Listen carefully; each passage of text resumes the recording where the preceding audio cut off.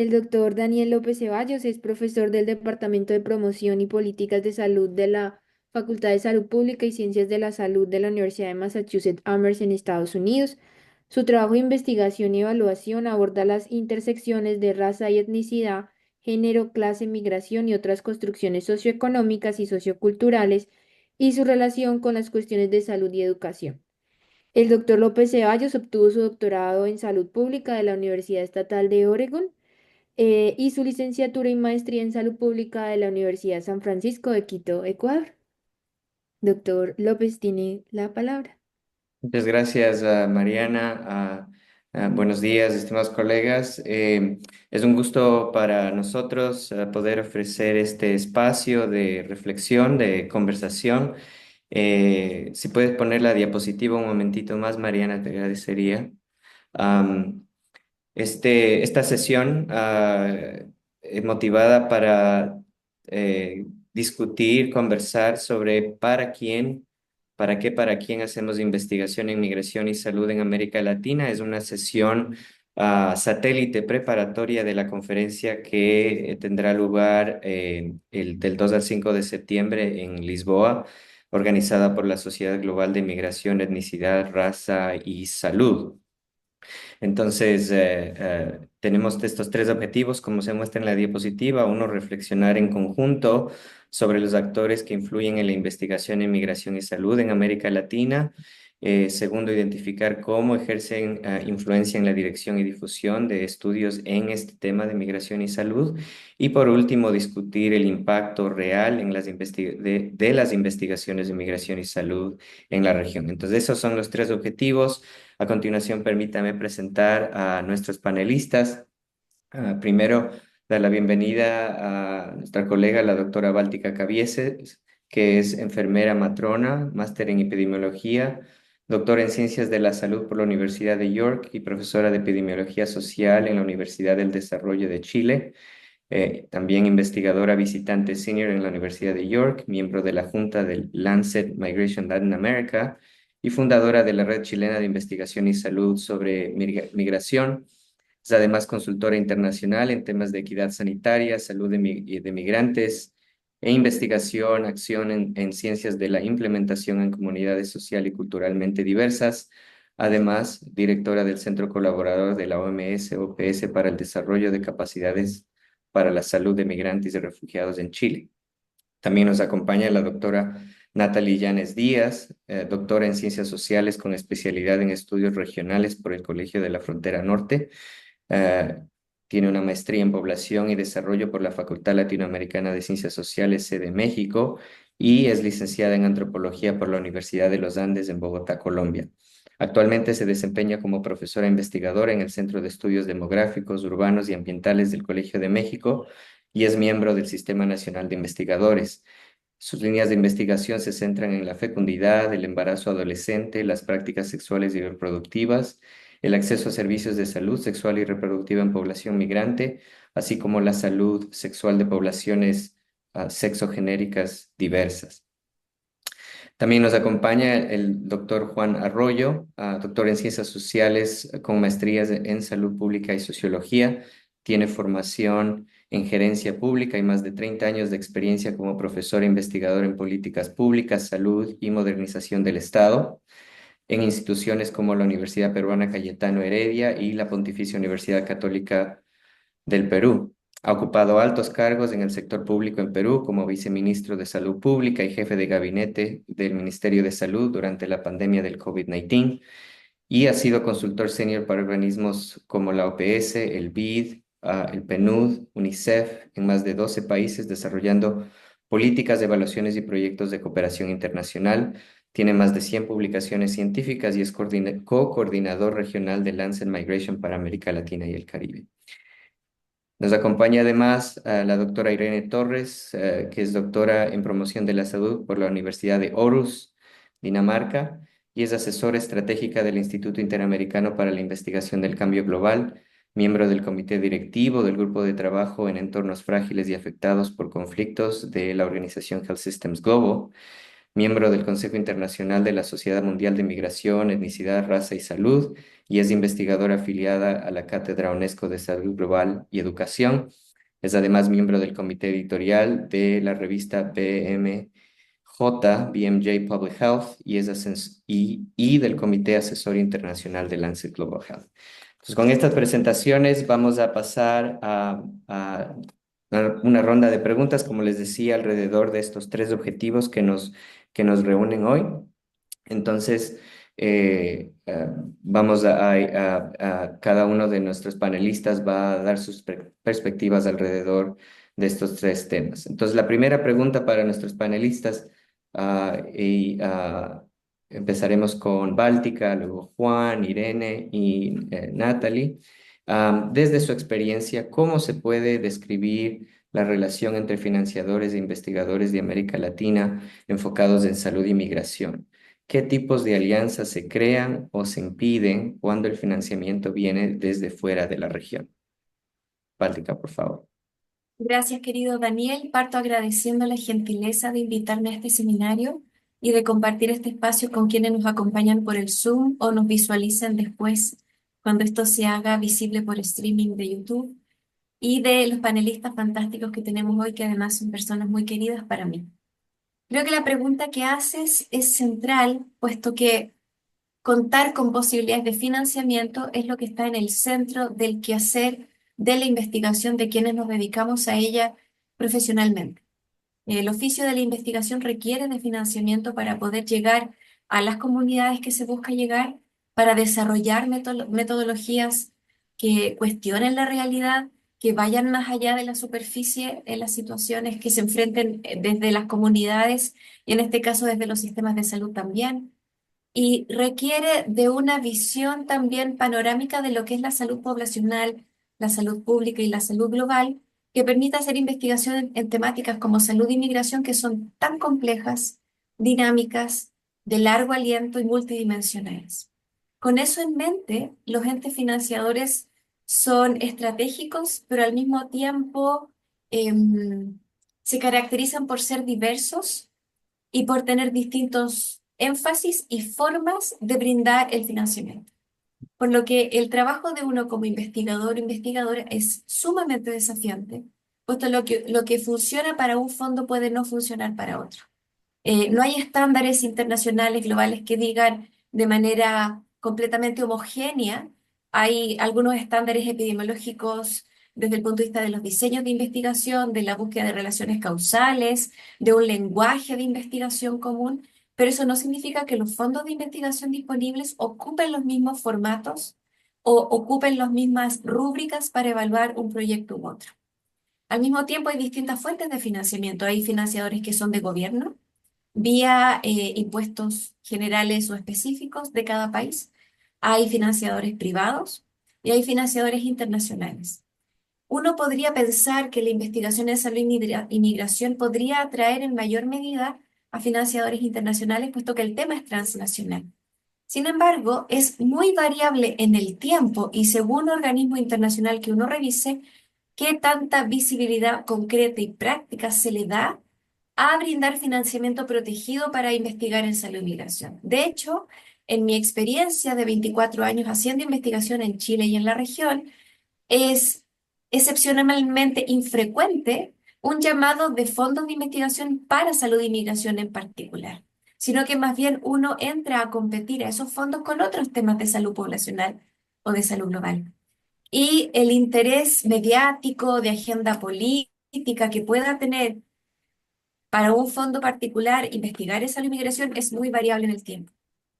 Este tema entonces es complejo, es heterogéneo, no siempre es visible en llamados formales y requiere de una fuerza de incidencia de nosotros como investigadores e investigadoras a nivel nacional e internacional para empujar que los mismos entes financiadores elijan, aboguen por el tema de salud y migración, entre muchos otros. Entonces, muchas veces, así como postulamos a fondo, también estamos en simultáneo buscando instancias para generar agenda que empuje a los entes financiadores para darle espacio a este tema, como este mismo seminario, por ejemplo. Entonces, eso es complejo, puedo decir que estamos como apalancando el postular y el dar oportunidad para postular al mismo tiempo. Y al mismo tiempo, los investigadores y centros que hacemos investigación en salud y migración somos diversos, tenemos distintas disciplinas de origen, no siempre dialogamos o compartimos entre nosotros, porque por lo que la fuerza de proyectos de investigación que apliquemos más grandes, más contundentes, más internacionales o transnacionales, también dependen de esa capacidad que tengamos nosotros entre los países, entre los centros, para levantar proyectos de mayor estatura y que inviten a estas entidades financiadoras a no dejar pasar esas oportunidades. Con ello termino. Gracias, Daniel. Muchas gracias, Báltica. Juan, por favor. Bueno, un gusto estar acá con ustedes. Algunos de ustedes o algunas las conozco y bueno, es un gusto también conocer a, a investigadoras nuevas para mí, ¿no? En este tema, ¿no? Eh, yo tengo la impresión de que en América Latina hay un viraje hacia el tema de migraciones de acá a unos años, digamos, ¿no? No quiere decir que antes no existiera investigaciones nacionales y también internacionales, pero creo que en el mundo hemos entrado en una transición disruptiva, digamos, ¿no? Y que antes estábamos en migraciones incrementales y sobre todo de salida, ¿no? Éramos países exportadores, salvo el corredor centroamericano, ¿no? América del Sur no era país, no era, digamos, una subregión receptora. Ahora tenemos otros flujos, otros destinos, destinos múltiples, yo diría, ¿no? Y además la migración se ha vuelto un tema de agenda política, digamos, continental y mundial, ¿no?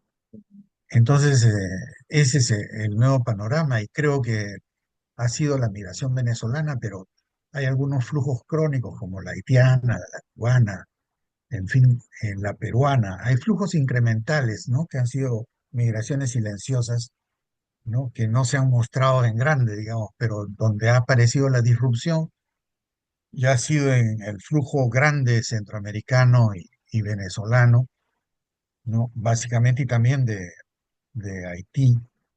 Y bueno, esto mueve, digamos, digamos, las decisiones de financiamiento hacia el tema de migraciones y en particular migraciones y salud, ¿no?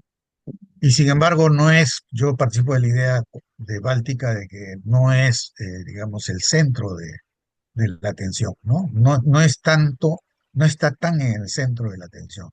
Y creo que se debe a que las políticas públicas en América Latina están distanciadas del mundo de la academia o viceversa, digamos, ¿no? Lo que le llaman coaliciones de interés, ¿no? Van por otros caminos, digamos, ¿no?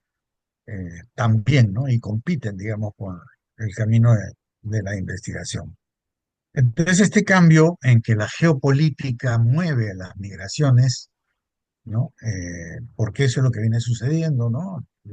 Cambios geopolíticos mueven las migraciones y hacen lamentable la situación de los migrantes de ida y de vuelta, expulsados, casi denigrados. Entonces, motiva a los investigadores a una franja amplia. Más amplia, creo, es más velocidad tiene el crecimiento de los investigadores que el crecimiento de los fondos de financiamiento, ¿no? Se nota en la cantidad de universidades cuyos profesores tratan de entrar a este tema y de desarrollarse en él, ¿no? Ahora, ¿cómo nos ven desde Europa, desde otros países que tienen ya tradición en este tema y desde donde provenían los fondos? Eso es lo que hay que estudiar un poco más, ¿no? Creo que hay razones humanitarias de la Europa nórdica, sobre todo, ¿no? Y de los países de la socialdemocracia europea que siempre han apoyado, ¿no? Digamos, el tema de migraciones y en particular migraciones y salud. También la necesidad de ejercer algún efecto de contención sobre ellas, ¿no? Como ha sido dicho recientemente, ¿no? En algunos tipos de financiamiento, ¿no? Pero hoy estamos en un cambio global, ¿no? Este, importante y ojalá pues este tema sea mejor estudiado y se enlace política pública y academia de mejor manera para hacer, digamos, más costo efectiva lo que sería una inversión en capital humano, ¿no? De capas muy vulnerables, desplazadas, movilidad forzada, como digamos, ¿no? Es lo que puedo decir en esta primera rueda. Muchas gracias, Juan. Irene, por favor. Gracias. Bueno, volviendo a la pregunta, ¿no? De las alianzas que se crean o se impiden cuando el financiamiento para investigación, salud y migración viene de fuera de la región. Yo lo que he percibido es que se crean grupos allegados al financiador, naturalmente, ¿no? Eso no tiene nada de malo, pero el problema es que entonces cada grupo responde a ese círculo que se creó desde el financiamiento. Lo veo, por ejemplo, el sistema de Claxo. Cada flaxo de cada país tiene su grupo, trabaja independientemente. Nosotros hemos trabajado regionalmente, afortunadamente, este grupo, ¿no? Juan, Báltica, Daniel, otros colegas, pero también se han creado círculos desde quién financió y cómo se diseñó el proyecto. Báltica hizo alusión también a que venimos de diferentes disciplinas, que aporta con el eclecticismo teórico, metodológico, pero nos juntamos por un financiador externo. Entonces, lo que sucede en ese caso es que como dije al inicio, se crean silos de trabajo. Yo trabajo con este financiador, trabajo desde esta universidad, trabajo desde este grupo y no nos hemos comunicado. De hecho, yo he extendido la mano, hemos invitado, el grupo de Ecuador hizo mucho esfuerzo y acuérdate también Chile, Perú, con Báltica y Juan y los colegas de Colombia, de convocar a tomadores de decisión. Hicimos muchas conversaciones, muchos webinarios, pero incluso desde el gobierno se nos veía como este grupo que hace investigación desde este lado y los otros colegas no participaban tanto, ¿no? Entonces siento que ahora que estamos viendo un cambio mundial de las fuentes de financiamiento, se están cortando en los institutos de salud de Estados Unidos, en la Fundación Nacional de Ciencia, em, hay esta oportunidad desde los países, de tanto emisores como receptores de migración, porque Juan también tocó este punto importante. Antes enviábamos más migrantes de los que recibíamos de Sudamérica, ahora ha cambiado esa relación y también, por tanto, tiene que cambiar también nuestro abordaje de la migración, ya ha cambiado en los últimos años, pero de todas maneras, creo que los financiadores externos tienen una perspectiva diferente a la que nosotros podríamos producir desde nuestros propios países si nosotros tuviéramos financiamiento nacional y regional, ¿no? Gracias. Ujú. Muchas gracias, Irene. Antes de pasarle la palabra a Natalie, para escuchar sus perspectivas, quería mencionar a las personas que están con nosotros si tienen alguna pregunta específica en cada una de estas tres secciones que vamos a conversar hoy.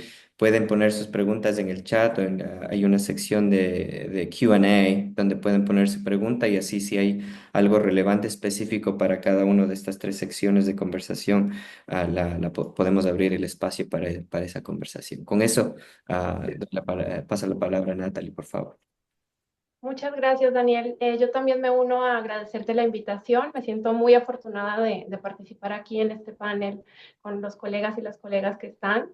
Bueno, yo coincido en dos puntos que se han planteado y es primero el dinamismo que ha caracterizado esta relación entre financiamiento e investigación en la región, especialmente por un contexto migratorio que exhibe una gran vitalidad y movimiento. Entonces, coincido con Juan, por ejemplo, que yo diría que a partir del 2016 o 2018 sí se ha visto una expansión importante de publicaciones en torno a la relación explícita entre migración y salud, y esto puede ser un indicador de quizás un mayor énfasis en financiamientos en este tema en la región o sobre la región, que eso.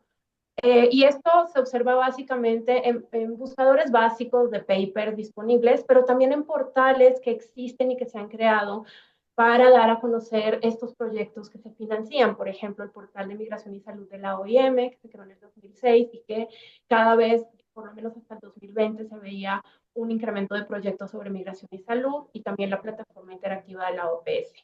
Y coincido que quizás esta relación un poco más visible entre financiamiento y temática tiene que ver, uno, por las transformaciones sustantivas que ya se mencionaron de las dinámicas en los flujos migratorios en los últimos años, pero sobre todo yo quería resaltar un punto en la heterogeneidad de los perfiles migratorios.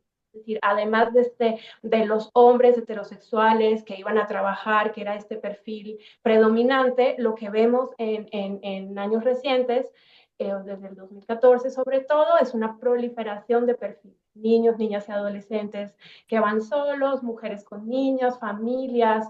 Entonces, esto sí ha marcado una pauta de prioridades en financiamientos en la región sobre migración y salud, un tanto diferenciados, con un enfoque mucho más amplio de la salud como un estado de bienestar, y creo que esto es importante resaltar.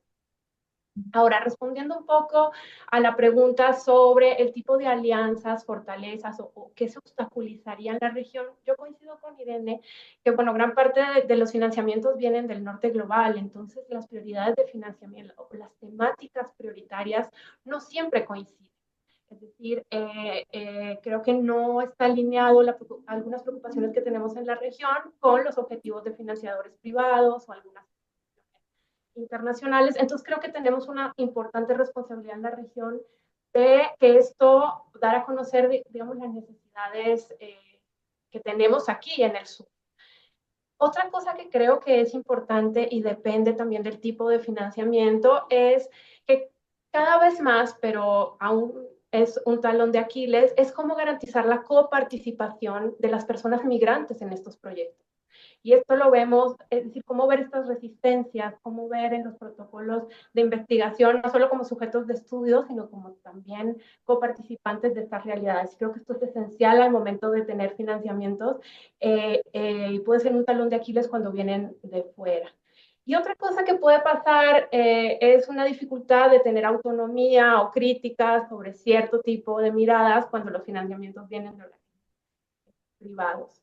Entonces sí creo que en la región tenemos un desafío, como decía Irene, de cómo atender ciertos llamados regionales, cómo coordinarnos regionalmente para atender, digamos, una migración que cada vez es más intrarregional, cada vez es más sur-sur, que tenemos que atender.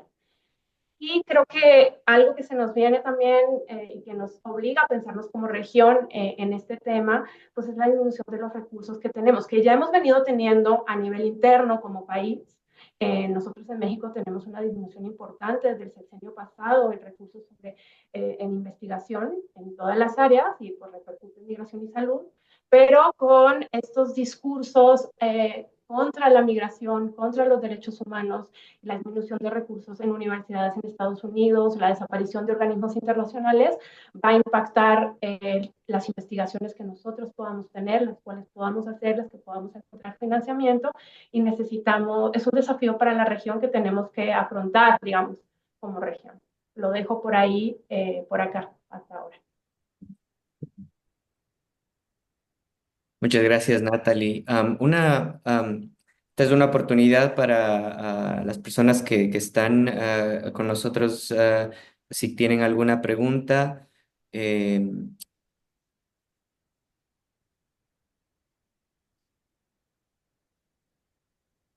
Si no, yo quería, en este espacio, antes de pasar a alianzas, quería saber para cualquiera de nuestros panelistas, mientras esperamos si hay alguna pregunta de los participantes, quería preguntarles si, o sea, en este contexto, como dicen, en el que se ha visto, ¿no es cierto?, al menos en la última década, una expansión, dado los flujos migratorios dentro de la región, un incremento significativo, diría, digamos, en el abordar temas de migración y salud en la región. hay un incremento, digamos, motivado por el incremento de esta migración intrarregional.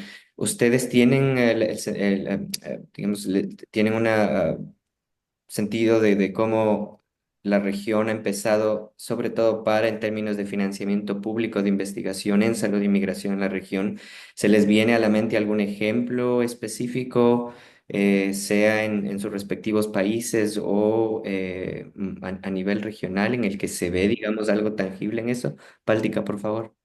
Sí, gracias, Daniel. Creo que la pregunta que haces nos invita a hacer una reflexión muy importante de cómo, por un lado, se va construyendo narrativas en torno a la migración en nuestra región y cómo va cambiando, conforme no solo a aumentos en la cantidad de personas que se trasladan de un país a otro, sino que también en las variaciones en los lugares por donde se desplazan, los flujos o recorridos de las personas.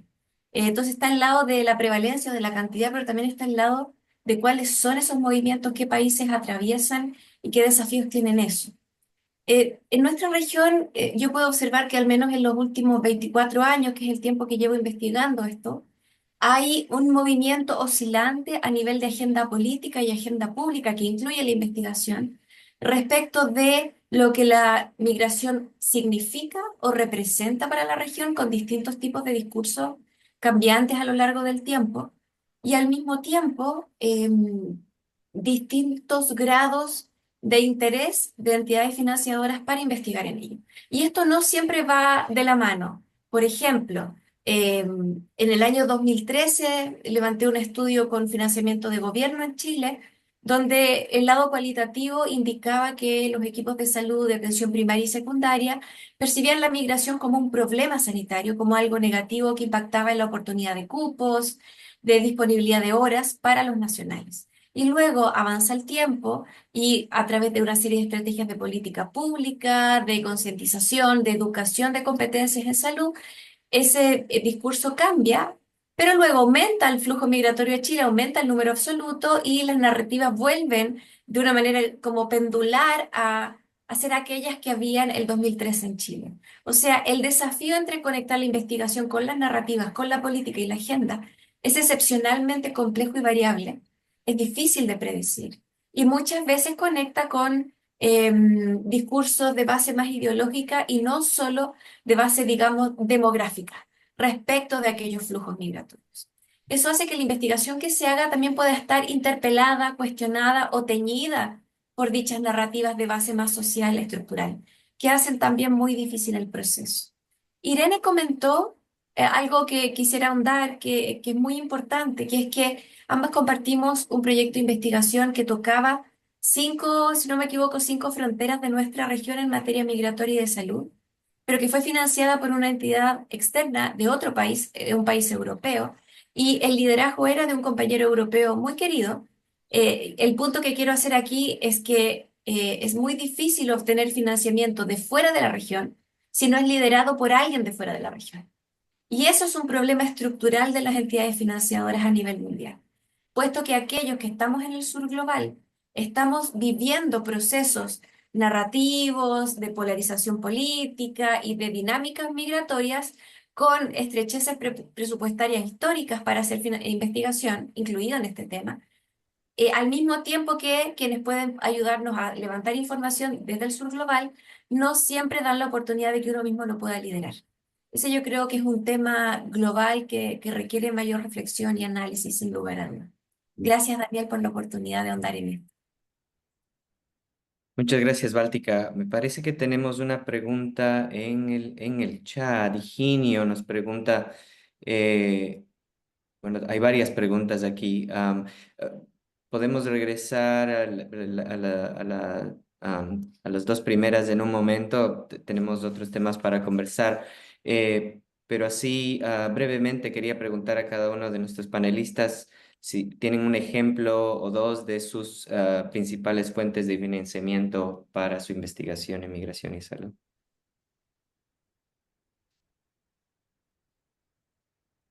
Bueno, algunos de nosotros compartimos los fondos que se obtuvieron bajo el liderazgo de alguien de nosotros en la región. No doy nombres porque No, cada país puede hacerlo. organizaciones, organismos, o sea, Organizaciones. Instituto de Investigación de Gran Bretaña, la UKRI, ¿no? Y la Fundación para la Investigación de Alemania, que si alguien sabe alemán lo puede pronunciar. Esos serían los dos que puedo mencionar. Natalie. Bueno, yo podría mencionar una convocatoria en la que yo participé y que me pareció muy importante y digamos que marca esta pauta de la agenda de el cambio en los flujos, en los flujos migratorios, pero también en la composición de esos flujos. Y fue en el 2019, la OPS lanza en alianza con el Banco Mundial, el PNUD, y en acuerdo técnico con el Centro de Investigaciones en Salud Sexual y Reproductiva de la Universidad de Campinas, un llamado para ejecutar proyectos de investigación específicamente sobre salud y derechos sexuales y reproductivos en América Latina, en las Américas. Esto en atención, digamos, a la ola migratoria que teníamos en 2018 y 2019 de migración venezolana, pero también centroamericana, por los distintos países. Y yo quiero resaltar esta iniciativa porque eran subvenciones dirigidas no solamente a académicos, sino que también promovían participación a ministerios o instituciones de salud, académicas claramente, investigaciones de investigación particulares y ONGs, y promovía sobre todo la inclusión de investigadores jóvenes y mujeres. Y yo creo que este es un punto que es importante tomar, porque si bien coincido completamente con Báltica en que cuando el financiamiento viene de afuera, pareciera que en el sur global no hubieran investigadores capaces de llevar una investigación sobre nuestra propia región, también los recursos para investigadores jóvenes son limitados. O implican que tú estés coordinándote con una investigación más senior, lo cual es muy bien porque podemos tener una retroalimentación importante, pero creo que también limita a las trayectorias de los jóvenes investigadores. Y este llamado particularmente se enfocó en esto. Fue en toda América Latina y se creó una red muy interesante que yo creo que la OPS en un principio no era el interés, pero surgió. Se Una red volvió. interesante de investigadores jóvenes sobre el tema de salud sexual y migración, sin quererlo. Entonces, se armó toda una red de intercambio entre Colombia, México, Guatemala, Chile, y creo que esto fue muy positivo. Entonces, este es el ejemplo al que yo me podría remitir. No eran grandes financiamientos tampoco, pero creo que se aprovecha para hacer redes para los investigadores jóvenes, que son muy importantes. Muchas gracias, Natalie. Muy importante mencionarlo. Vamos a pasar a la segunda parte de nuestra charla. A nuestros panelistas les quiero preguntar, ¿cuál es el papel que tienen las revistas y editoriales en los estudios sobre migración y salud en América Latina? ¿Influyen en las decisiones de los investigadores sobre qué investigar, publicar y cómo? Y por último, específicamente, ¿dónde usualmente publican ustedes? Si nos pueden dar unos ejemplos. Empezamos con Juan, por favor. Bueno, bueno, la respuesta o en todo caso los comentarios sobre este tema tienen relación con lo que hemos o han estado comentando acá en el panel, porque tengo la impresión de que Latinoamérica está construyendo su framework conceptual sobre migraciones y salud, ¿no? Entonces, que no es lo mismo la migración europea, asiática, africana, que la migración latinoamericana, ¿no? Y si bien existe una categoría grande que es la del sur global, incluso en esa categoría tenemos una especificidad. No por gusto somos Latinoamérica, ¿no? Hoy día tenemos en Lancet Migration a Brasil, por ejemplo, ¿no? Y todo el área hispana, digamos, ¿no? de América Latina, ¿no? Entonces creo que eso hay que revisarlo, porque creo que una de las características diferenciales es que la cercanía en las migraciones sur-sur, la cercanía de culturas es mayor que la que se da en Europa, entre África, ¿no? y Asia, migrantes asiáticos y africanos yendo a Europa, ¿no? Entonces creo que en nosotros hay más cercanía cultural, pese a la, digamos, la cultura de la discriminación fuerte también en nuestros países, ¿no? Pero acá no estamos compartiendo o tratando de no compartir un Estado benefactor, ¿no? Porque no tenemos Estado benefactor en América Latina. Entonces, ahí hay una segunda gran diferencia, ¿no? Estamos compartiendo sistemas de protección limitados, ¿no? Entonces, tenemos culturas más cercanas y sistemas de protección limitados, ¿no? Etcétera, ¿no? Entonces, la fuente de financiamiento tiene que ver mucho también con las universidades, en particular las que practican investigación, ¿no? Las que promocionan investigación. Nosotros hacemos investigación no solamente de proyectos, porque incentivamos este proyecto del cual hablaba Irene, que estuvimos con Báltica y también con colegas colombianos, pero también en acuerdos interuniversitarios fuera y dentro de la región es que movemos el tema ¿no? Ahora, si las revistas y editoriales son un factor importante, sí, ¿no? Tengo la impresión de que no solamente es el financiamiento, sino también es otro gran motor, digamos, tiene gran motricidad la motivación de la carrera académica por parte de los investigadores, ¿no? No por gusto los chats de los investigadores están llenos de congresos, publicaciones, ¿no? Libros, artículos, eventos, seminarios, paneles, webinars, ¿no? No es casual, ¿no? La acreditación que antes no existía, estoy hablando de 10 15 años para atrás, que era muy débil, ¿no? Para las carreras de profesores investigadores hoy día es moneda corriente. Entonces se requiere publicar, ¿no? Y por tanto tiene influencia lo que determinan las revistas editoriales. Ahí, lamentablemente, cuando uno ve la lista de revistas indexadas Q1, Q2, amplia mayoría los países del norte, ¿no? Amplia mayoría, ¿no? Entonces, los call for papers son también un ducto para esto, pero vienen pues, yo diría que la labor de revisión tendríamos también que darle cierta impronta latinoamericana, ¿no? Porque a veces desde el norte no se entiende lo que estamos diciendo, porque no se entiende países con alto nivel de informalidad y con culturas propias. Esto que Martín Caparrós habla de ña América, ¿no? Como una impronta nuestra, ¿no?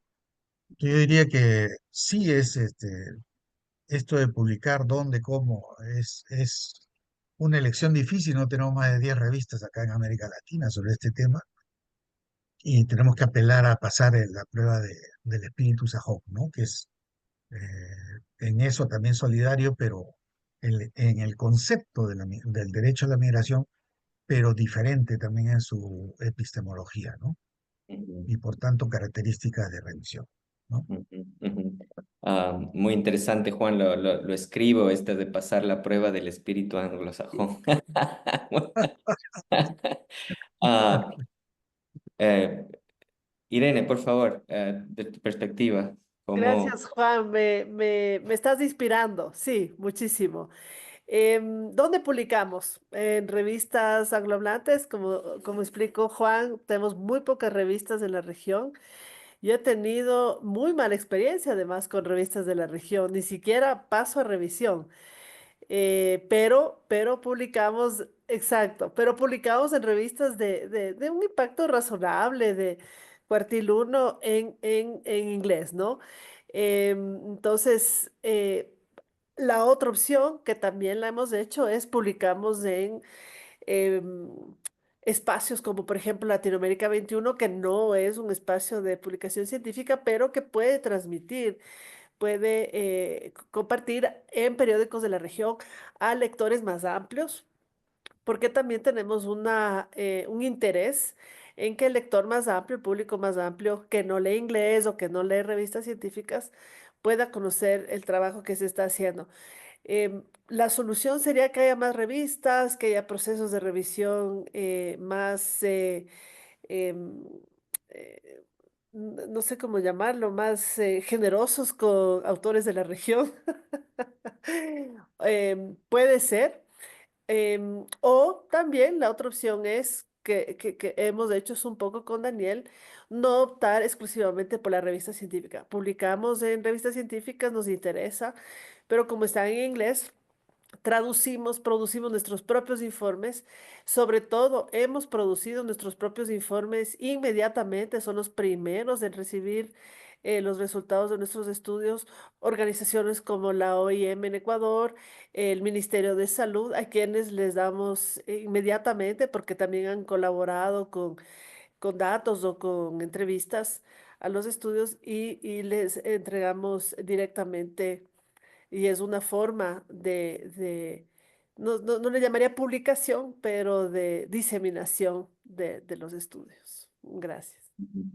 Muchas gracias, Irene. Natalie, ¿cuál es tu perspectiva desde tu Bueno, yo trabajo? creo que nosotros estamos en este dilema siempre entre la necesidad de publicar en revistas de alto impacto, que tienen una amplia difusión, de acceso abierto, que como ya las colegas y los colegas nos planteaban, están en el norte global, versus revistas también nacionales o regionales que quizás son más lentas, no tienen impacto similar. Pero yo eh, creo que hay varios puntos que hay que poner sobre la mesa. Uno es que el acceso a estas revistas de alto impacto son limitados porque, como decía muy bien Juan, la región es súper heterogénea y el hecho de tener que publicar, por ejemplo, en inglés ya es una barrera para muchos investigadores.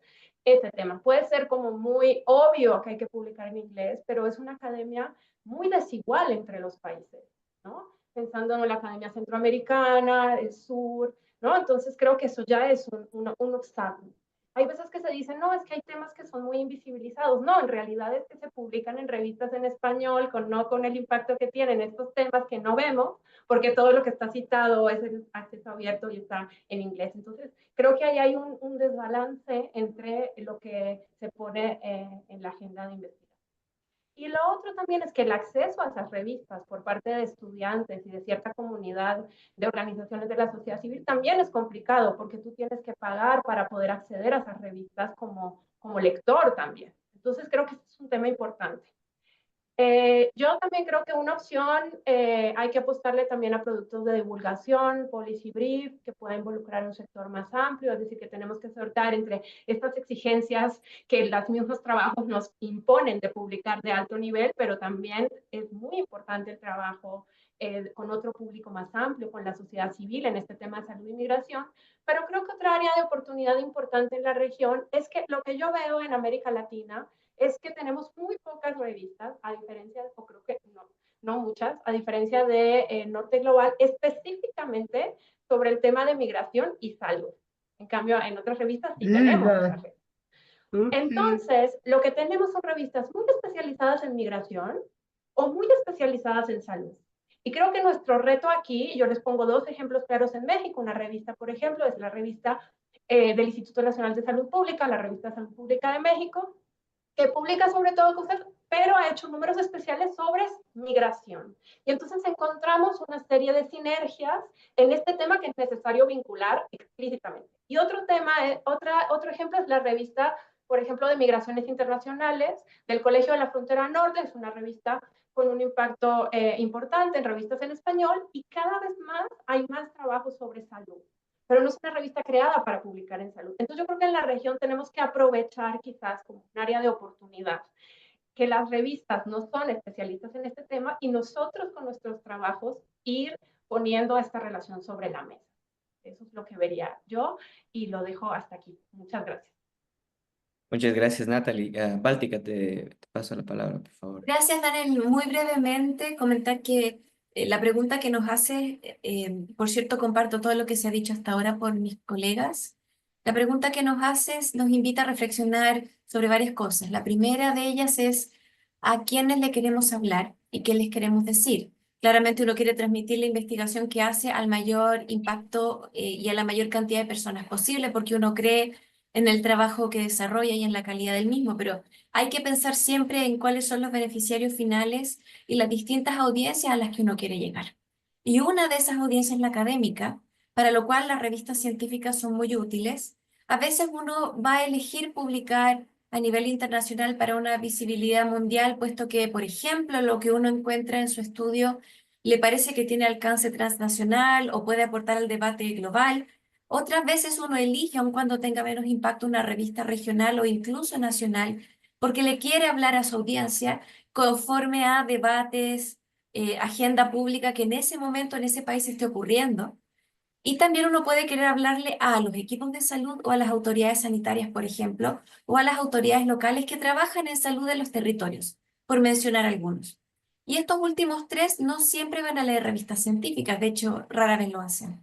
Por lo que Natalie dice, lo comparto absolutamente, que es pensar en las audiencias a las que uno quiere llegar, con el trabajo que hace, quienes uno cree que deben leer, conocer el trabajo de investigación desarrollado para pensar en productos de transferencia que consideren el artículo científico, que entre paréntesis es muy importante para la progresión académica de todos quienes estamos en el oficio de la investigación en una universidad o en un instituto, pero que al mismo tiempo logre permear ese micromundo académico que es tan pequeño a un espacio comunitario más amplio. Y ahí nosotras, por ejemplo, tenemos un modo de trabajo en nuestro centro de investigación que aparece aquí detrás, en el cual para cada estudio que hacemos nos comprometemos internamente a sacar al menos un artículo científico internacional, al menos un artículo nacional, pero siempre sacar al menos un webinar en habla en español que quede en YouTube para conocimiento de cualquier persona que quiera simplemente en YouTube poner palabras clave y encontrarlo en lenguaje del territorio nacional y también productos de transferencia para autoridades sanitarias como son los policy brief, guías de recomendaciones, manuales de buena práctica, por mencionar algunos. Entonces yo creo que tenemos un importante desafío como investigadores de seguir pensando en lo que la academia exige, pero además de eso, multiplicar o acelerar otros productos de transferencia que le hable a otras audiencias para que lo que hacemos trascienda el ambiente académico y logre el impacto de fondo que desea lograr. Con eso termino. Gracias. Muchas gracias, Báltica. Una pregunta en el chat, y creo que podemos responderlo. Juan mencionaba la organización de Lancet Migration, que me parece un espacio interesante, pero tenemos unas dos preguntas en el chat de investigadores brasileños interesados en Brasil y el fenómeno de migración, sobre todo en el contexto actual de migración venezolana en Brasil.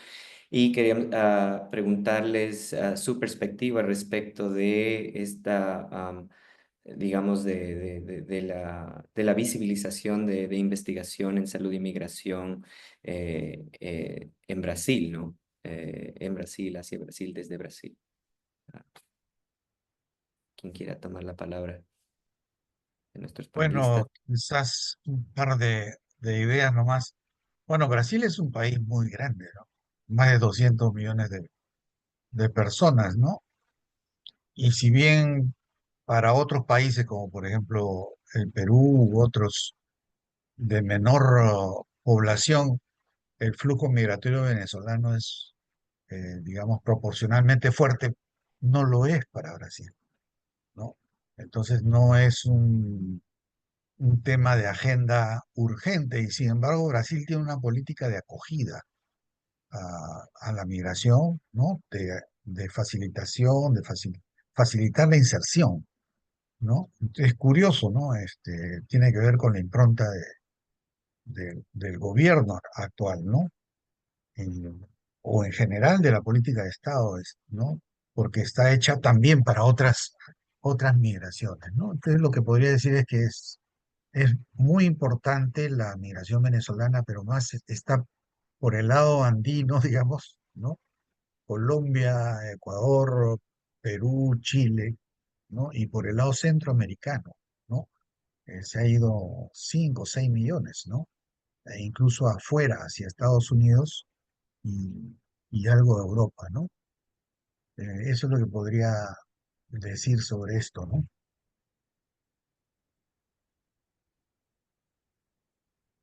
Sí, eh, vamos a continuar.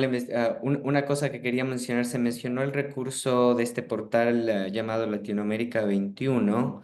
Estamos tratando de ver una manera en la que puedan tener el link pero quería mencionarlo. No sé si pueden ver estas notas en el chat, digamos, de su parte, pero si es latinoamerica21.com, es un portal en el que se publica eh, opiniones, diferentes perspectivas y la organización, la plataforma lo publica en 3 idiomas, en español, en portugués y en inglés. Entonces, independiente de el idioma en el que quien quiera que pueda contribuir, y eso lo menciono para colegas que están aquí participando, que pueden enviar sus propuestas de opinión y, como les digo, independiente del idioma original, Latinoamérica 21 lo traduce a los otros 2 idiomas y con diseminación a una red cada vez más grande de periódicos en la región, ¿no? Incluyendo en Brasil. Entonces, am, esa es otra, un espacio, digamos, en el que se puede ah, diseminar investigación, opinión en portugués desde y sobre la realidad de salud e inmigración en Brasil, como el resto de América Latina también, ¿no? Entonces vamos a pasar a la siguiente sección. Eh, en su experiencia, ¿los gobiernos apoyan el desarrollo de estudios de migración y salud en la región? ¿Hay cambios en políticas públicas que se derivan de sus investigaciones? Empezamos esta ronda con Natalie, por favor. Sí, bueno, yo estoy muy de acuerdo con Báltica, que nos habló en la primera pregunta de este interés oscilante por parte de los gobiernos en el tema de migración y salud. Creo que pasa así, ha pasado así. Sin embargo, sí creo que continúa siendo una gran área que debemos atender en las regiones, este apoyo de los gobiernos a la investigación, en particular en este tema. Me voy a referir al tema de México, que es el que conozco un poco más de cerca, y yo creo que en México hemos tenido avances legislativos importantes en torno a migración y salud. Por ejemplo, en la Ley General de Salud señala que todas las personas, sin importar su condición migratoria, tienen derecho a la atención integral en salud, independientemente de dónde naciste, ¿no? Y la atención en salud está considerada en un modelo de atención que se ha venido perfeccionando a lo largo del tiempo. México ha tenido una serie de planes y programas que han ido cambiando de enfoque, porque recuerde que México ha sido, como planteaban, un país tradicionalmente expulsor, pero también que recibe población retornada, y que ahora es un país, porque se consideraba en tránsito, pero un destino migratorio. Entonces creo que hemos tenido programas que dan cuenta de esa voluntad. Sin embargo, me parece que esta voluntad política se ha derivado en parte por los canales de comunicación que se establecen, lamentablemente, con gobiernos de turno, digamos, que pueden ser cambiantes y otro gobierno llega con una voluntad política distinta, y eso es problemático. Es el talón de Aquiles de la región. Yo creo que México y otros países de la región han enfrentado recortes sustantivos en las áreas de investigación, y esto pues tiene repercusión en el área de salud. Los centros públicos de investigación, instituciones públicas que son quienes hacen investigación en México, hemos sufrido recortes importantes, pero se me ocurren algunos ejemplos de iniciativas que se han aprovechado desde el sector gubernamental, y creo que un claro ejemplo es una que se hace 16 años, que se llama Salud de las Américas, que es llevada a cabo entre la Universidad de California en Berkeley, la Secretaría de Gobernación de México, a través del Consejo Nacional de Población, que cada año hace los reportes binacionales sobre migración y salud. Y quien hace esos reportes binacionales, quienes escriben esos reportes binacionales, pues son académicos y académicas, y es una iniciativa conjunta gubernamental. Y últimamente lo que sí se ha visto es un interés por tener observatorios sobre migración y salud. Y creo que eso también es algo importante en la región, observaciones que vienen a situarse en instituciones públicas de investigación. Quisiera como cerrar esto hablando de la necesidad que yo veo del fortalecimiento de los sistemas de información de salud para respaldar políticas basadas en evidencia, sobre todo en la población migrante. Porque en México tenemos muchísimas encuestas y sistemas de información que tenemos que aprovechar. Pues tenemos, otra vez, volvemos a lo mismo de las revistas, tenemos encuestas sobre salud, muchas, incluso de panel, levantamientos de panel o retrospectivas. Tenemos encuestas sobre que abordan temas migratorios, una de ellas se suspendió por recursos, pero necesitamos meter en esas encuestas, porque sale muy costoso hacer una nueva, preguntas que nos permiten captar ambas cosas.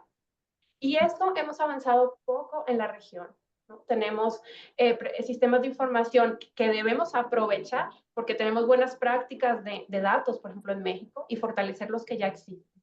Y creo que en esto es un tema relevante porque cuando vamos con tomadores de decisión, no tenemos datos sobre las poblaciones migrantes que están aquí, datos duros de encuestas que nos digan, más allá de los flujos, cuántas personas viven allí. Entonces tenemos que esperar al censo, tenemos que esperar encuestas que se levantan cada 5 años. Entonces yo creo que es muy relevante ver cómo hacemos una abogacía para poder involucrar la relación explícita entre migración y salud en los sistemas de información que ya existen y que el gobierno financia.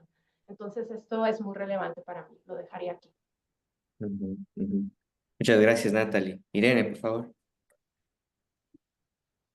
Estoy volviendo sobre la pregunta, ¿cómo apoyan los gobiernos, no? Bueno, en nuestro caso el gobierno ha estado muy abierto a que se hagan entrevistas, a que se toquen temas que tal vez son difíciles para el gobierno de discutir, de aceptar sobre cuál es la realidad de la atención a los migrantes en salud en Ecuador. Pero al mismo tiempo, lo que acaba de enfatizar Natalie, hay información que se recaba que no es compartida adecuadamente, oportunamente para hacer investigación e incluso para las propias tomas de decisión del gobierno.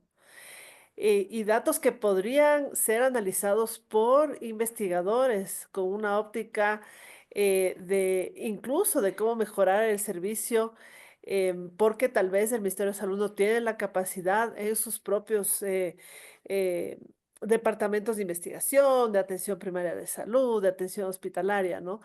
Em, a veces pienso que es porque los tiempos de los investigadores son distintos del ministerio, pero al mismo tiempo el ministerio tampoco tiene la capacidad para analizar esos datos. Entonces, se podrían hacer alianzas mucho más interesantes y creo que esto es verdad para todos los países, ¿no? Pero tal vez ahí hemos pecado nosotros de no llegar al gobierno, a los ministerios con un plan, con una propuesta, ¿no?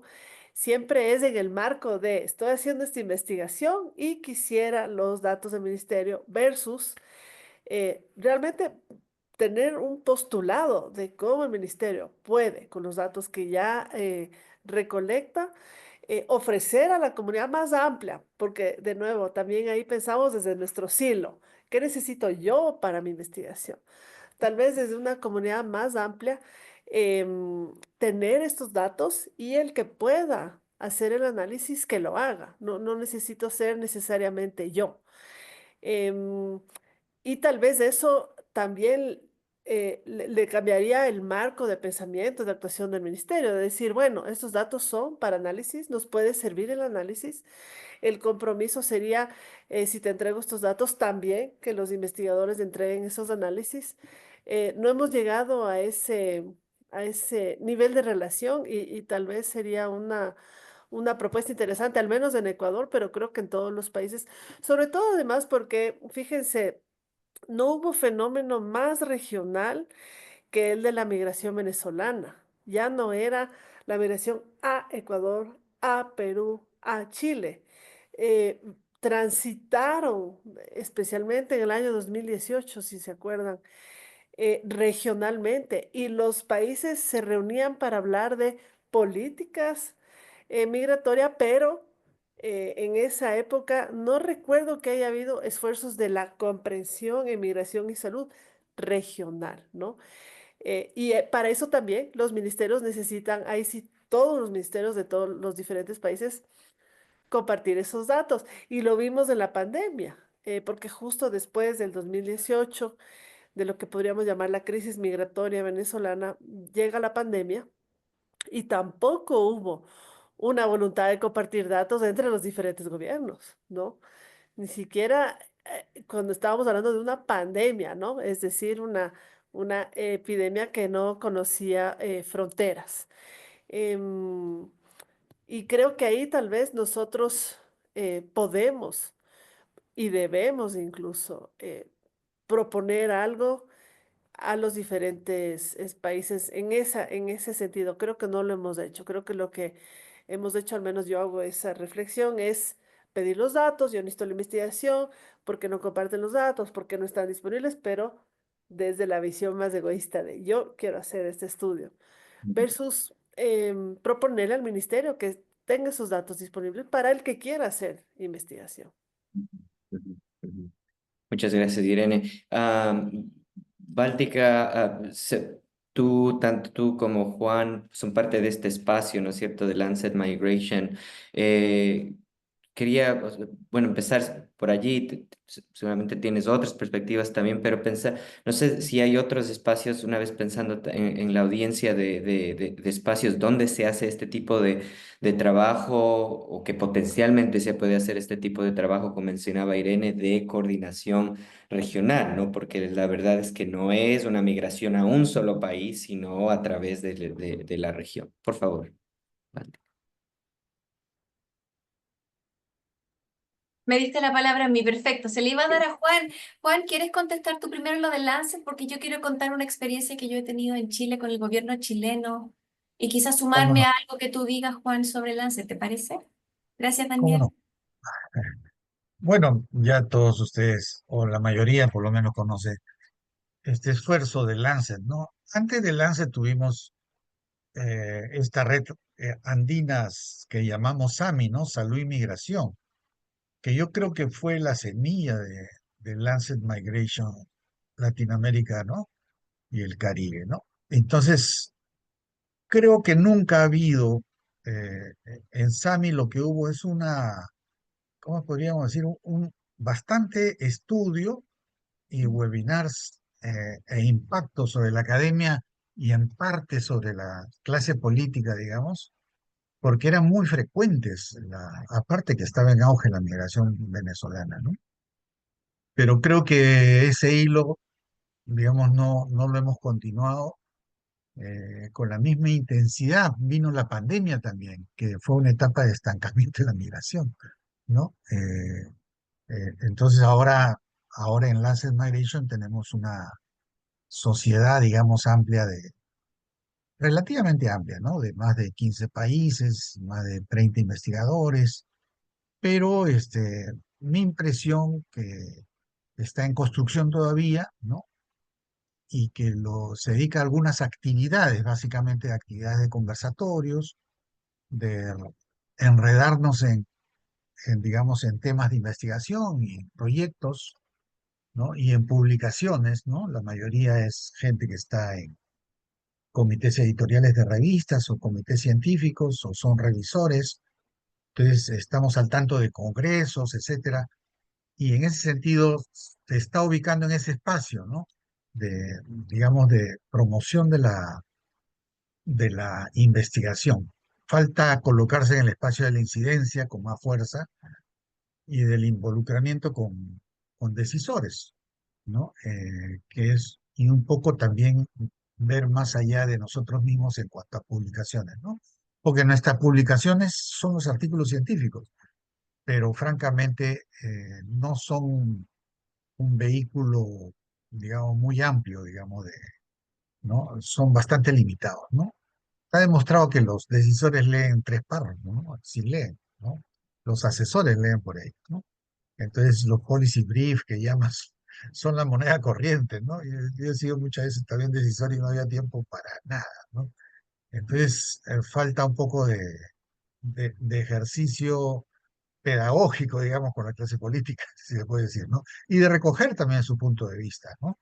Estamos un poco apartados relativamente, dependiendo de los países, ¿eh? Porque México, por ejemplo, está metido con el gobierno, es parte de las comisiones que se están formando sobre este tema que hay en la frontera con Estados Unidos, ¿no? Ahora, creo que los gobiernos no apoyan este campo específico temático, ¿no? No en general, ¿no? No que no haya, por ejemplo, Brasil es más flexible al respecto, ¿no? ¿No? Pero tengo la impresión de que no es igual en lo demás. Son esfuerzos académicos, son esfuerzos de universidades sobre todo, ¿no? Los que hacen. Y por tanto, creo que lo que buscan es investigación operativa y directamente asociada a la formulación de políticas públicas, ¿no? Por tanto, consultorías más que investigación, ¿no? Que son la puerta de ingreso para tomar una decisión, ¿no? Si es que hacen algo al respecto, porque establecido la política para 5 años, no vuelven a mover el tema, ¿no? Salvo emergencias que, digamos, de alguna manera no se están dando. Más bien ahora estamos en otra etapa, ¿no? Creo que estamos abriendo otra etapa, la etapa del reflujo, digamos. Está volviendo la gente a sus países de origen de la frontera con Estados Unidos, ¿no? Entonces está originando, digamos, nueva problemática remigratoria, si se puede decir, ¿no? Bueno, eso es lo que puedo decir sobre esta pregunta que nos ha hecho Daniel, ¿no? Gracias, Sí, Gracias. sí, Juan. Bueno, Báltica. Sí, gracias Daniel, gracias Juan. Brevemente sobre Lancet Migration Latin American Hub o el nodo latinoamericano de Lancet Migration lleva 5 años de trabajo. Los primeros 2 años fueron coliderados por Michael Lipper de la Universidad de Gießen en Alemania y yo. Fuimos invitados a liderarlo y a crearlo en mayo del 2020, formalmente por Lancet Migration Central, foco en Londres, Inglaterra, con un grupo que lideró la Comisión de Salud y Migración de Lancet el 2017 con la publicación del 2018, que era principalmente investigadores europeos. La revisión a 5 años de ese commission en Lancet va a ser publicado este año y va a contar con investigadores de más partes del planeta, lo cual es una muy buena noticia. En ese momento nos llaman investigadores de UCL, particularmente en Londres, y me llaman a mí, me contactan y me invitan y me proponen armar este grupo. En ese momento, junto con Miguel, fuimos conectando y contactando investigadores principalmente a través de sus publicaciones científicas en bases de datos de revistas para saber quiénes estaban trabajando en el tema. Esto fue en plena pandemia el 2020. Y sobre eso se fue invitando de manera formal a ser parte de esto. Se buscó que fueran personas de distintos países y que representaran, ojalá, Centroamérica y Sudamérica de manera balanceada. La mayoría de ellos aceptó, diría que todos, si no me falla la memoria, y en esos primeros 2 años lo que hicimos principalmente fue consolidar la idea de un grupo colectivo con una visión común y metas de trabajo formales. Después de 2 años se rotó el liderazgo a un investigador de Colombia y a otra de México. El hito más importante que yo personalmente destacaría de ese segundo mando es una special issue en la revista The Lancet Regional Issues en Latinoamérica, Lancet Américas, ese es como el nombre informal que tiene cerca de 4 o 5 publicaciones que salen del nodo Lancet Migration Latinoamérica y se publican en esta revista como llamado especial. Eso fue súper importante y fue un trabajo arduo de 1 año y medio aproximadamente de parte de todos nosotros y nosotras. Y ahora estamos en el tercer mandato liderado por Juan desde Perú y un investigador desde México. Y cada nuevo grupo de liderazgo tiene también sus propias invitaciones al grupo. Una de las cosas que yo destaco del tiempo que lleva Juan y César Infante en México liderando este grupo, que se hizo una apertura muy importante a investigadores e investigadoras de toda la región para que el Lancet creciera en número y en representatividad regional. Y eso es algo que aplaudo porque permite tener una discusión más profunda y también más representativa. Eso podría comentar yo respecto de Lancet. La idea de Lancet de fondo, que es súper ambiciosa, es por un lado convertirse en una red de redes, puesto que así como estaba SAMI, estaba la red Chisame en Chile, había muchas redes chiquititas. Entonces la idea es que Lancet Latinoamérica se conforme como una red de redes y que dialogue con las otras redes que ya existen. Y por otro lado es que logre incidencia a través de la investigación para la política en este tema en la región. Y tenemos ahí importantes desafíos sin lugar a dudas. Lo que quería contar yo de experiencia, volviendo a tu pregunta inicial, Daniel, es que tenemos un caso de éxito muy afortunado en Chile. Yo trabajo con el Ministerio de Salud, el gobierno de Chile, con todos los gobiernos que han atravesado desde el año 2010 aproximadamente a la fecha. He pasado por gobiernos de centro, de derecha, de izquierda y así sucesivamente, que duran 4 años en nuestro país. y en este periodo he aprendido muchas cosas, pero algo que quiero destacar es que el Ministerio de Salud el 2016 licitó un gran estudio, el primero en Chile, sobre salud de migrantes con fondos propios, de hecho a través de una colaboración Chile-México. A través de ese estudio se sentaron las bases, que fue de hecho una licitación que nosotras como centro ganamos y ejecutamos el 2016, que terminó con cerca de 14 reportes originales de investigación, de revisión de literatura y estudios cuantitativos y cualitativos, que fueron el insumo desde la base científica para la creación de la Política Nacional de Salud de Migrantes en Chile, que se lanzó en febrero del 2017. Hay una clara conexión entre voluntad política, investigación, evidencia y un giro de timón en la política pública de Chile. Por eso quería decir que era un caso de éxito inusual, pero muy afortunado. Pasa el tiempo, el plan de acción de esta política se lanza recién el año pasado, muchos años después.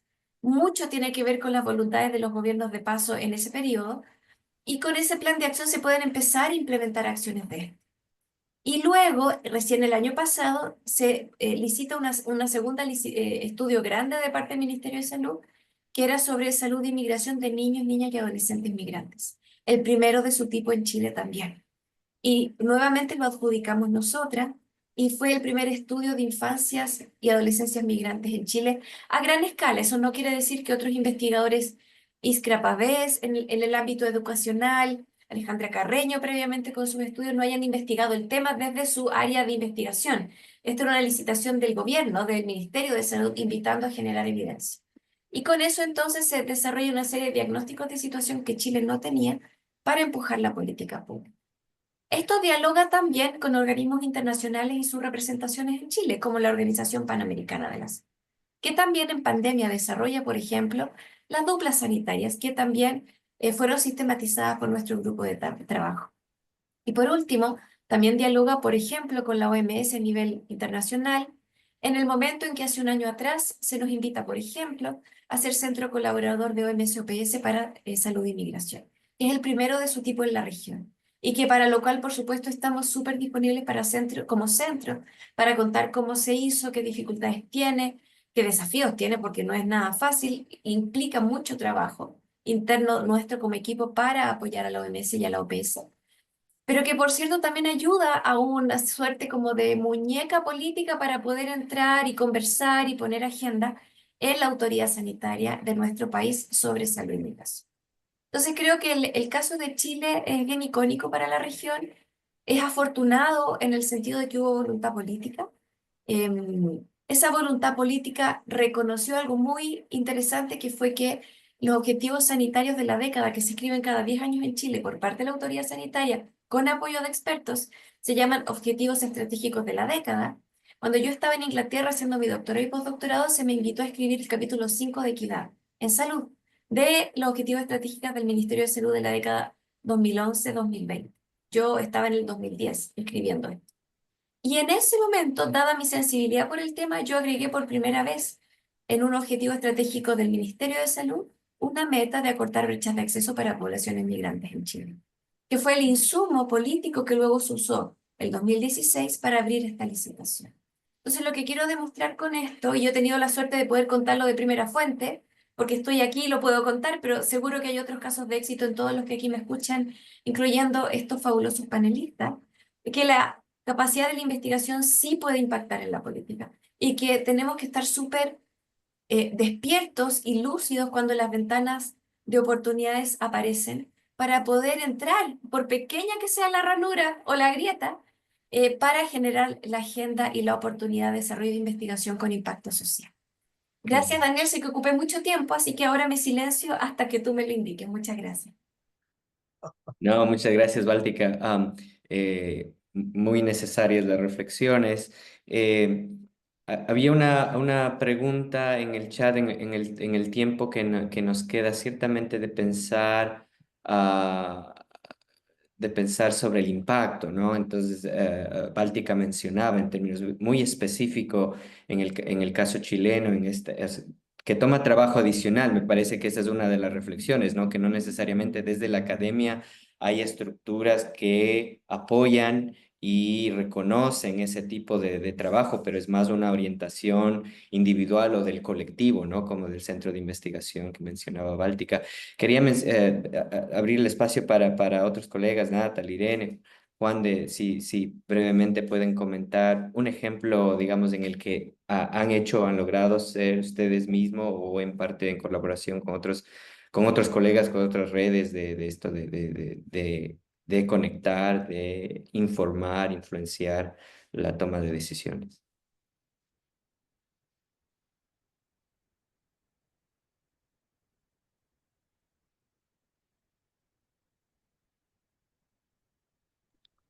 Estoy esperando que Natalie o Juan digan algo, pero a ver, nosotros no hemos tenido éxito medible de poder decir se ha logrado esto.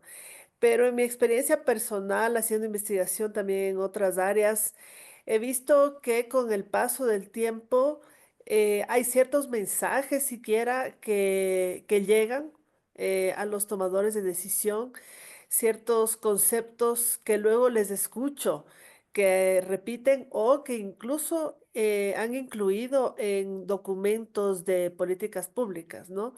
Entonces, no creo que es algo que en este momento podríamos decir, sí, se hizo esto, pero definitivamente alimentamos la conversación, se pueden ir viendo cambios al menos discursivos, si se quiere, y en Ecuador en este momento estamos enfrentando un cambio de, posible cambio de gobierno y posible cambio de políticas. Han habido anuncios, digamos, de posturas contrarias a la tradición de recepción abierta de migrantes en Ecuador y tal vez con lo que hemos investigado y las demostraciones, digamos, con evidencia de lo que se necesita hacer podrían servir para contrarrestar ciertos anuncios que han hecho algunos candidatos sobre cómo quieren cambiar la política migratoria, por lo menos la política de equidad con migrantes en Ecuador.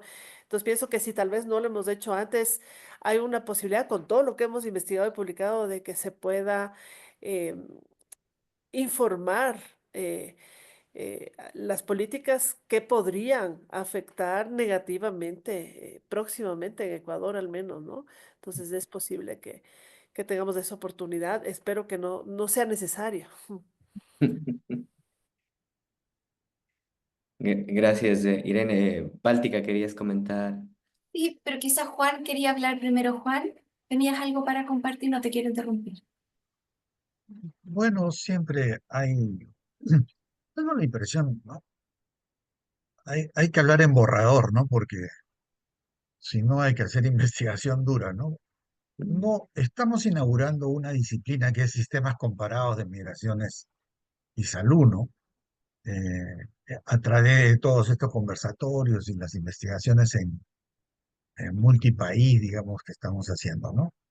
Eh, pero yo creo, así una mirada grande, digamos, y muy superficial, que hay dos tipos de países, o por lo menos, ¿no? Hay países en que se hacen proyectos y programas, ¿no? O sea, las políticas públicas atienden el problema y lo expresan en proyectos y programas para los migrantes, ¿no? O readecuaciones de los servicios, de las intervenciones, ¿no? Creo que es el caso de Brasil, el caso de Chile, ¿no? Creo que algo de eso ha habido antes en Colombia, pero he dejado de tener una idea precisa sobre eso. Pero después hay países en el otro extremo, digamos, anómicos en el tema de la migración, ¿no? ¿No? O que le dieron importancia al momento aperturista del 17-18, ¿no? El caso de Perú, ¿no? Que fue vanguardia en esos tiempos, el presidente Kuczynski recibió a 1.200.000 venezolanos, pero que después escondió la política migratoria en un manto universalista, ¿no? Que significa que es para todos los peruanos y para todo el que esté en el territorio y por tanto no es necesario un cuidado especial, ¿no? Mm. Eh, entonces, entre esos dos extremos hay múltiples gradaciones, digamos, ¿no? México, por ejemplo, no puede desatender el problema, ¿no? Por la cantidad de tránsito que hay ahí, ¿no? El caso peruano es lamentable que evolucionó de la política de puertas abiertas y de inserción espontánea a lo que hay hoy, que es el olvido del problema y la victimización, ¿no? ¿No? Lo que llaman securitización del tema migratorio, ¿no? No sé si se da en los países de los panelistas acá presentes, pero los venezolanos, la enorme mayoría son gente honesta, pero también vino el tren de Aragua con ellos, ¿no? Y digamos, por primera vez hemos tenido en el Perú una ola de extorsión y de sicariato masivo, ¿no? Extorsión masiva, es el 20% de la población que ya no, digamos, está temerosa de salir acá y ha sido extorsionada. Entonces eso lamentablemente nos ha devuelto a posturas poblacionales muy contrarias a toda la migración en general, ¿no? Y obviamente sobre eso se enciman los partidos políticos, algunos de los partidos políticos, y entonces se construye un clima muy adverso a la integración, ¿no? Eh, Ese es un poco el momento que vive el Perú. Entonces se pasó de un universalismo, ¿no? A una anomia, digamos, y a más bien a una política muy discriminatoria, digamos, ¿no? Pero estoy seguro que otros países, sobre eso son un buen ejemplo. No sé, no conozco bien, pero, pero sí nos hace mucho daño el tema de la inseguridad que trae una parte de la migración venezolana, ¿no? Que no es pequeña, porque la verdad cuando uno estudia el tren de Aragua, y yo estoy investigando crimen, inmigración, ¿no? Han crecido exponencialmente los presos de Venezuela en las cárceles peruanas, fuera de los que están afuera, ¿no? Y como nuestro país es bastante informal y sin fronteras y no se requiere documentación para circular, es el paraíso fiscal para su actuación, ¿no? Es un paraíso para la actuación de bandas y organizaciones criminales, ¿no? Hay Eso es lo que me fuertes, decía, claro, ¿no? Juan, abrió otro frente, digamos, de trabajo, de investigación. Natalie, quería Sí, mencionar algo. Eh, Brevemente, yo quería mencionar que claramente en México ha habido colaboraciones con el sector gubernamental. No me voy a detener en eso, pero quiero poner dos puntos importantes sobre la agenda. Una cosa son las colaboraciones a nivel más centralizado, a nivel federal, pero creo que ha habido muchas colaboraciones a nivel local. Y esto, digamos, es muy interesante, pero también es un desafío porque cada estado es una realidad muy distinta a nuestra frontera norte, la frontera sur, por ejemplo, estados donde transita la migración o la Ciudad de México como una ciudad más bien receptora ya. Entonces, creo que eso es importante al momento de buscar interlocuciones, como ver estas necesidades a nivel local. Pero lamentablemente creo que sí la política migratoria en México juega un factor decisivo al momento de hablar de esto y hacia cierto punto incomoda, porque digamos, nosotros tenemos que ver, o las recomendaciones que se han hecho es ver la salud como un proceso de integración de la migración. Y claramente esto no es muy atractivo porque es más fácil pensar que está en tránsito y se va a ir. Y esto lo pongo sobre la mesa porque estamos hablando de países con sistemas de salud ya débiles de por sí. Entonces creo que en el caso de México, por ejemplo, que tuvimos un cambio en el sistema de salud desde el 2019 para acá con la pandemia, pues claramente ha sido una cuestión coyuntural que obstaculiza hablar del tema a nivel político. Ha habido esfuerzos académicos por hacer recomendaciones por parte de otros colegas, pero si el sistema de salud está debilitado, es complicado encontrar una voluntad política real de cómo deba ser. Entonces creo que es un punto importante a mencionar en la región. La salud no es un derecho completamente para todos los mexicanos, ni siquiera. Entonces esto le pone un problema mayor, un desafío mayor esto que estamos hablando. Ujú, ujú. Muchas gracias, Natalie. Báltica, brevemente, no querías mencionar algo, estamos sobre el tiempo, Sí, pero por favor. sí, gracias. Yo no sé por qué, pero no puedo ver el chat y las preguntas, así que me disculpo por eso y agradezco a todos y todas que han hecho sus comentarios y preguntas. Volviendo a esto del caso de éxito, quería contar una experiencia que tuvimos en pandemia. Estando en pandemia, cuando aparece la vacuna, gracias a Gavi y a todos los esfuerzos que el país hace para tener vacuna para los residentes del territorio nacional en Chile, surge una normativa desde el Ministerio de Salud que indica, esto fue algo así como el 16 de febrero, por dar un ejemplo, del 2021, si no me equivoco, que indicaba que podían recibir la vacuna personas que no estuvieran en situación irregular. O sea, la irregularidad, visa en trámite, lo que fuera, todas las categorías de irregularidad los dejaba fuera de la vacunación.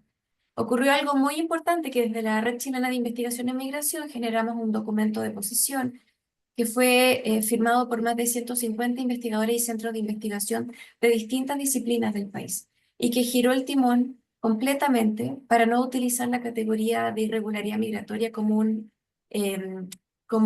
argumento de exclusión para la vacunación, porque no tiene sentido ni desde un punto de vista de dinamismo de salud pública en términos de enfermedades infecciosas, ni tampoco desde el punto de vista de derecho a la atención que está en la Constitución chilena. Entonces, ese caso es un caso muy chiquitito, muy puntual, y a las 2 semanas después el ministerio lanza otra normativa oficial donde se retrae de esa categoría de exclusión. Entonces, es un caso de éxito también súper concreto, donde ya no es una persona o un grupo que tiene en mente este tema y lo pone o hace el estudio, sino que es más bien un trabajo de incidencia política que viene desde un trabajo en red, articulado y con una voz clara sobre cuál es la recomendación desde salud pública. Eso quería comentar. Gracias, Daniel. Muchas gracias, Báltica. Quería mencionar a las personas que nos acompañan que vamos a tener a ustedes, a todos quienes se registraron, vamos a tener, vamos a mandarles un email con los recursos. Cuando una vez que esta charla, porque está siendo grabada, la vamos a poner en en el canal de YouTube del Instituto Interamericano para la investigación del cambio global. Es la página, el link del YouTube va a estar ahí. Entonces vamos a enviar a todos quienes se registraron un email con ese link y con otros recursos adicionales que se han mencionado en esta charla, incluyendo a nuestros colegas brasileños que mencionaban, porque hay investigación. Los panelistas mencionaron la Organización Internacional para las Migraciones. Ellos tienen una página dedicada para el tema de migración, inclusive un curso de migración y salud en portugués. Entonces, para quienes estén interesados, como les digo, pues estén atentos, estaremos enviando ese link. Con eso, quiero agradecer a nuestros panelistas por su tiempo, por sus perspectivas, por su experiencia, mucha experiencia aquí, entonces muy honrado de tenerles juntos. Pues seguiremos en contacto. Muchas gracias a nuestros participantes por estar con nosotros y será hasta una próxima oportunidad. Muchas gracias. Gracias Gracias. a ustedes por la invitación. Y bueno, un Gracias a gusto todos. haberlos visto y conocerte, Natalie. Igual, Ahí un nos vemos. gusto haber compartido. Muchísimas gracias. Muchas Ya. gracias.